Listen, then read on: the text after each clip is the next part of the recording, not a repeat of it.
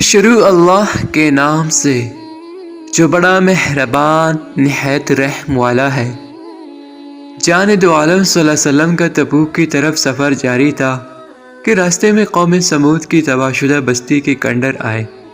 حضرت عبداللہ بن عمر رضی اللہ تعالیٰ عنہ بیان کرتے ہیں کہ لوگ جب رسول اللہ صلی اللہ علیہ وسلم کے ہمراہ سمود کے علاقے حجر میں پہنچے تو ہم نے وہاں کے کنویں سے پانی نکالا اور اس سے آٹا گوندا۔ رسول اللہ صلی اللہ علیہ وسلم نے حکم دیا کہ وہاں سے جتنا بھی پانی نکالا گیا ہے اسے پھینک دیا جائے اور اس سے جو آٹا گوندا گیا ہے وہ اونٹوں کو کھلا دیا جائے۔ حضرت عبداللہ ابن عمر رضی اللہ تعالیٰ عنہ روایت کرتے ہیں کہ رسول اللہ صلی اللہ علیہ وسلم غزوہ تبوک کے لیے جاتے ہوئے حجر میں اترے تو لوگوں کو حکم دیا کہ یہاں کے کنویں سے پانی نہ پیے، نہ پینے کے لیے نکال کر رکھے۔ لوگوں نے عرض کی کہ ہم تو پانی نکال چکے ہیں اور اس سے آٹا بھی گوندھ چکے ہیں۔ رسول اللہ صلی اللہ علیہ وسلم نے ان کو حکم دیا کہ آٹا پھینک دے اور پانی گرا دے۔ ان دو روایت سے معلوم ہوتا ہے کہ جان دو عالم صلی اللہ علیہ وسلم نے وہاں کم از کم اتنا قیام ضرور فرمایا تھا کہ لوگوں نے کنویں سے پانی نکال کر برتنوں میں بھرا تھا اور اس سے آٹا بھی گوندھ لیا تھا۔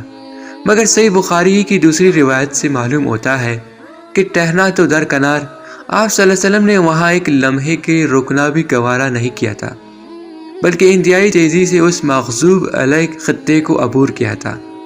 حضرت عبداللہ ابن عمر رضی اللہ تعالیٰ سے راوی ہے کہ جب نبی کریم صلی اللہ علیہ وسلم حجر سے گزرے تو فرمایا، ان لوگوں کے گھروں میں داخل مت ہونا جنہوں نے اپنی جانوں پر ظلم کیا تھا، مگر روتے ہوئے کہیں تمہیں بھی وہ عذاب نہ پہنچے جو انہیں پہنچا تھا۔